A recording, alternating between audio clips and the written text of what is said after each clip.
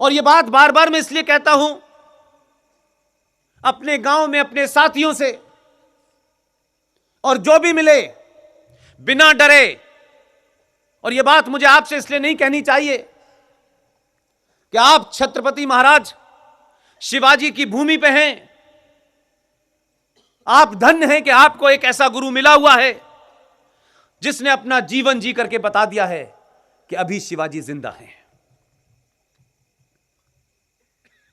जम्मू कश्मीर में आप सब जानते हैं कि जो भारत का नागरिक है वो जरूरी नहीं कि जम्मू कश्मीर का भी नागरिक कहलाएगा। जम्मू कश्मीर की नागरिकता अलग से दी जाती है, जम्मू कश्मीर के संविधान को अलग से रखा जाता है। उसी के चलते आर्टिकल 35A जो ये ताकत देती थी जम्मू कश्मीर की सरकार को कि आप किसे नागरिकता दें किसे ना दें, उसके चलते क्या हुआ कि 1957 में जब वहां का संविधान बना तो आप उनका झूठ, आजाद भारत में उनकी मक्कारी, हिंदुओं के खिलाफ षड्यंत्र और भारत विरोधी ताकतें इतनी मजबूत थीं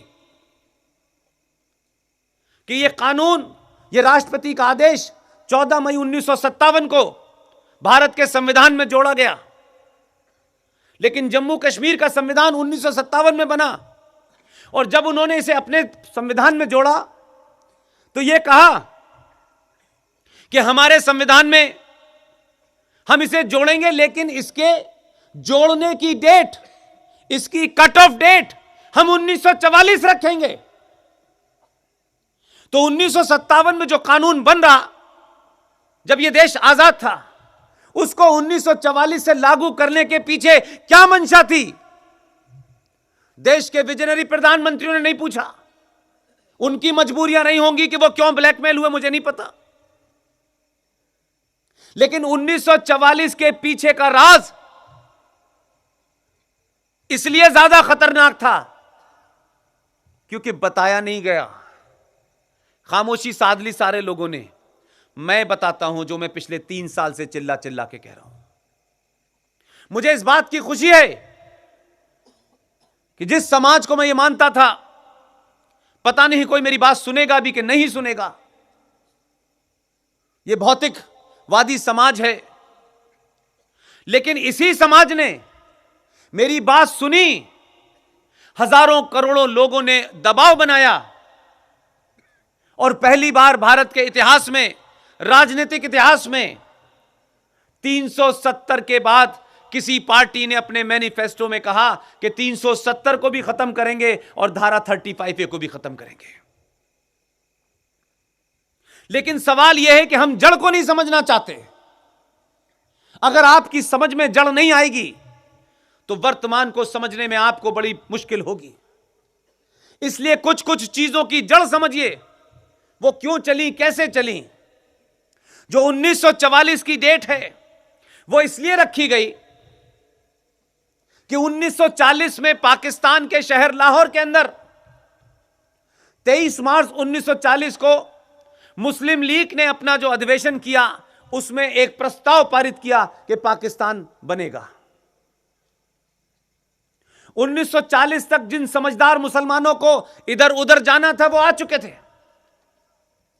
लेकिन 1944 के बाद जब मारपीट शुरू हुई तो वहां से डोगरा, सिख, बौद्ध, हिंदू, ये तमाम सारे लोग कुल मिलाकर के 5600 परिवार भाग करके भारत की धरती पे आए। क्योंकि उस वक्त एक ही ट्रेन चलती थी सियालकोट से लेकर के लाहौर तक। तो उस ट्रेन की वजह से हुआ यह कि कोई और रास्ता नहीं था।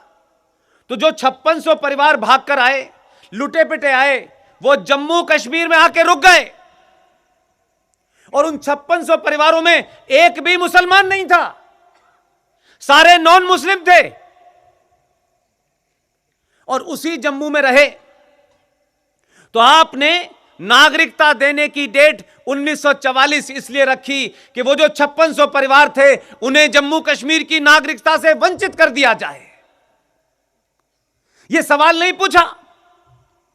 वैसे हमारे यहां हर छोटी छोटी बात पर डिबेट होती है। उसका परिणाम यह हुआ कि यह देश को नहीं पता कि पिछले 70 सालों से दुनिया के सबसे बड़े, विश्व के सबसे बड़े लोकतंत्र के अंदर एक राज भारत की धरती पे था, जिसका संविधान भी अलग था, जिसका मुख्यमंत्री नहीं होता था, जिसका प्रधानमंत्री होता था। उस राज्य ने, उन ताकतों ने भारत की संसद में इस सवाल को उठने नहीं दिया और नेताओं ने इस देश को जागृत नहीं किया। आज वो 5600 परिवारों की गिनती जम्मू के अंदर 7.5 लाख है। वो 7.5 लाख लोग जो 1944 से लेकर के 1954 के बीच में जम्मू कश्मीर में आके बसे, उन्होंने 70 साल में वोट देने का अधिकार उन्हें नहीं मिला।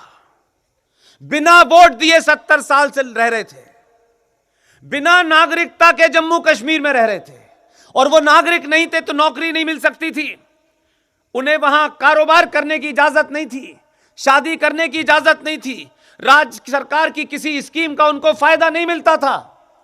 लेकिन इस सोए समाज ने कभी उन 7.5 लाख लोग जो हिंदू थे, जो सनातनी थे, उनकी दुख को कभी पूछा नहीं। नेताओं ने जो किया वो समझ में आता है, इसलिए बार बार मैं सत्ता और नेताओं को दोष नहीं देता हूं, लेकिन जहां समाज सोता है वहां नेता ऐसे ही काम करते हैं।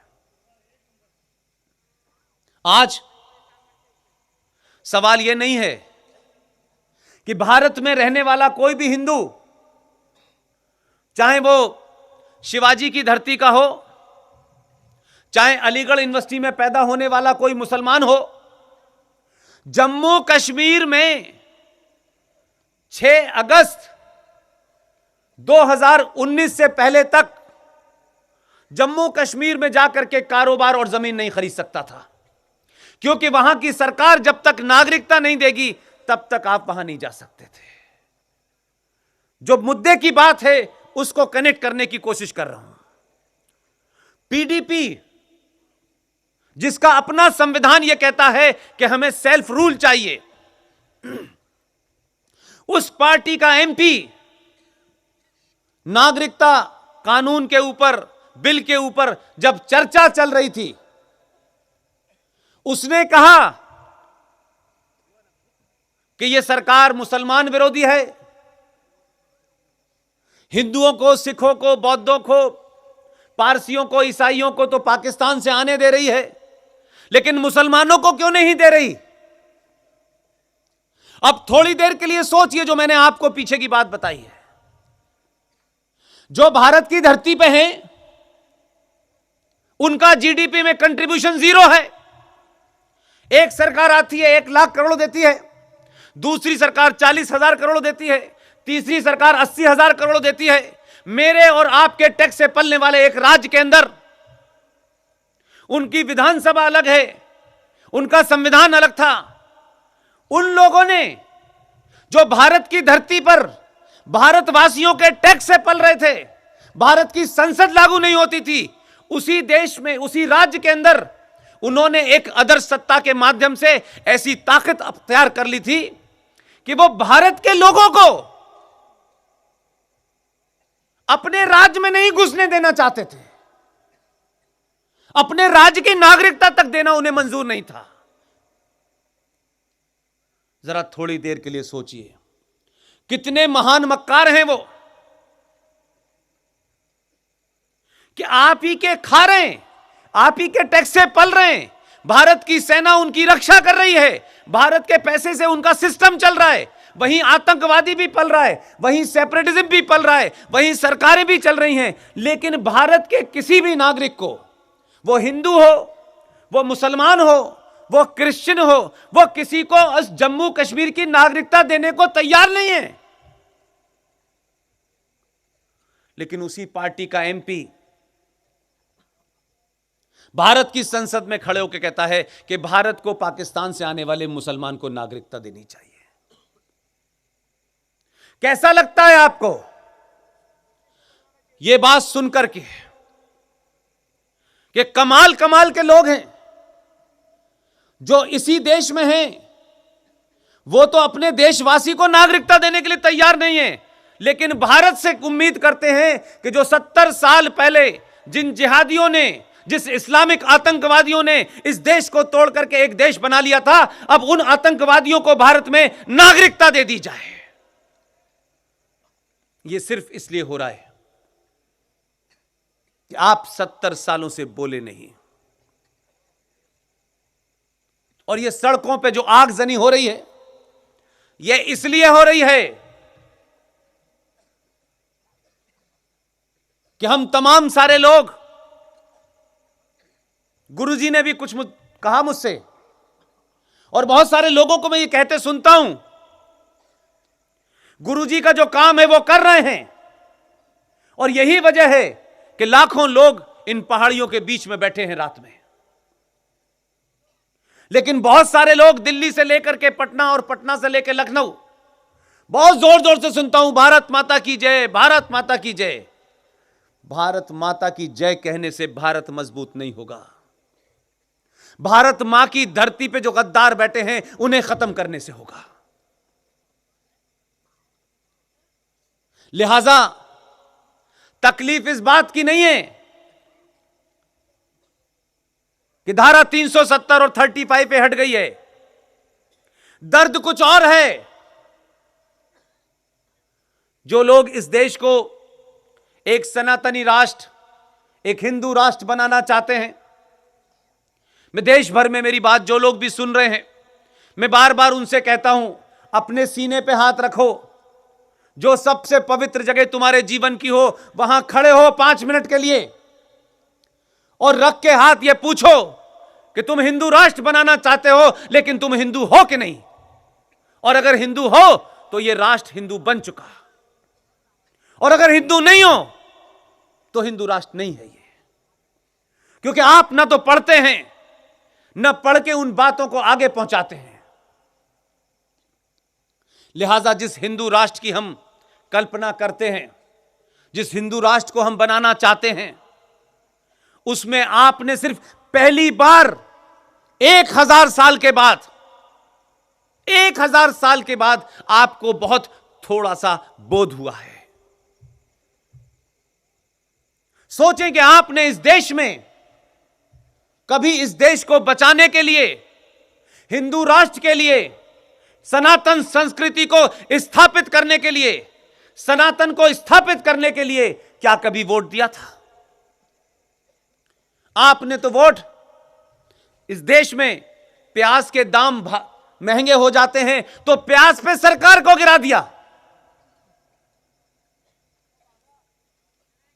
पहली बार आपको परिस्थितियों ने उस जगह पहुंचा दिया, हालात आपके सामने ऐसे हो गए कि जितने भी एक्सपेरिमेंट आपने 70 सालों में किए, समाजवाद के नाम पे, वामपंथ के नाम पे, मिलीजुली सरकार के नाम पे, जितना भी हो सकता था, ऊंचा नीचा, अगड़े पिछड़े, हिंदी तमिल,